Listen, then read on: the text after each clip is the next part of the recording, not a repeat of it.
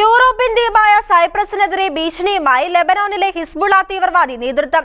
ഇസ്രായേലിനും ലെബനോനും യുദ്ധമുണ്ടായാൽ ഇസ്രായേലിന് സാങ്കേതിക സഹായങ്ങൾ ചെയ്യുന്ന സൈപ്രസിനെതിരെ ആക്രമണങ്ങൾ നടത്തുമെന്ന് പ്രഖ്യാപിച്ചിരിക്കുകയാണ് ഹിസ്ബുള്ള നേതാവ് ഹസൻ നസറല്ല. ഒരു സമ്പൂർണ്ണ യുദ്ധമുണ്ടായാൽ ഇസ്രായേലിലെ ഒരു പ്രദേശവും സുരക്ഷിതമായിരിക്കില്ലെന്നും ഇസ്രായേലിനും ഹസൻ നസറല്ലയ്ക്കും മുന്നറിയിപ്പ് നൽകുന്നു. വടക്കൻ ഇസ്രായേൽ ലെബനൻ അതിർത്തിയിൽ മൂർച്ഛിച്ചുകൊണ്ടിരിക്കുന്ന യുദ്ധ സാഹചര്യങ്ങൾക്കിടയിലാണ് ഹിസ്ബുള്ള ഭീകരന്റെ ഭീഷണി എത്തിയിരിക്കുന്നത്.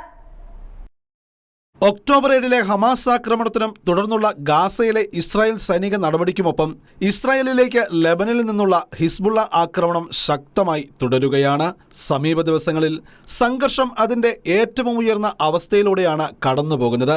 ഇറാൻ പിന്തുണയോടെ പ്രവർത്തിക്കുന്ന ഹിസ്ബുള്ളയ്ക്ക് അന്ത്യശാസനം നൽകി ഇസ്രായേൽ രംഗത്ത് വന്നിരുന്നു. ഇതിന് മറുപടി എന്നോണമാണ് ഹിസ്ബുള്ള നേതാവ് ഹസൻ നസറല്ലായുടെ ഭീഷണി പുറത്തു വന്നിരിക്കുന്നത്. ഇസ്രായേൽ ലെബനോൻ യുദ്ധമുണ്ടായാൽ തങ്ങളുടെ ആയുധങ്ങളിൽ നിന്നും ഇസ്രായേലിലെ ഒരു സ്ഥലവും രക്ഷപ്പെടില്ല. മെഡിറ്ററേനിയന്റെ തീരത്തെ സ്ഥിതിഗതികൾ പൂർണ്ണമായും മാറുമെന്നും ഹസൻ നസറല്ല കൂട്ടിച്ചേർക്കുന്നു. കൂടെ സൈപ്രസിനെതിരെയും പരസ്യമായ ഭീഷണി ഉയർത്തിയിരിക്കുകയാണ് ഹിസ്ബുള്ള നേതാവ്.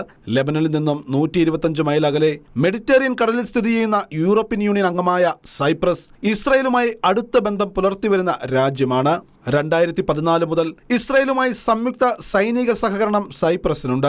ലെബനോനുമായി ഒരു യുദ്ധമുണ്ടായാൽ സൈപ്രസ് തങ്ങളുടെ വിമാനത്താവളങ്ങളും സൈനിക താവളങ്ങളും ഇസ്രായേലിനായി തുറന്നുകൊടുക്കുമെന്ന ഹിസ്ബുള്ള നേതൃത്വം ഉറച്ചു വിശ്വസിക്കുന്നു.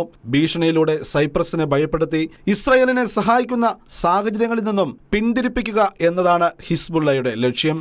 അതേസമയം ഇസ്രായേൽ തുറമുഖ നഗരമായ ഹൈഫയുടെയും സമീപ പ്രദേശങ്ങളുടെയും സൈനിക കേന്ദ്രങ്ങളടങ്ങുന്ന ആകാശ ദൃശ്യങ്ങൾ ഹിസ്ബുള്ള പുറത്തുവിട്ടിരുന്നു. ഇത് ഇസ്രായേൽ ഗൗരവമായി തന്നെയാണ് എടുത്തിരിക്കുന്നത്.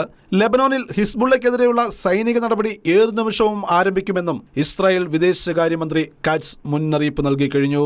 ഇന്റർനാഷണൽ ഡെസ്ക് ഷെക്കേന ന്യൂസ്.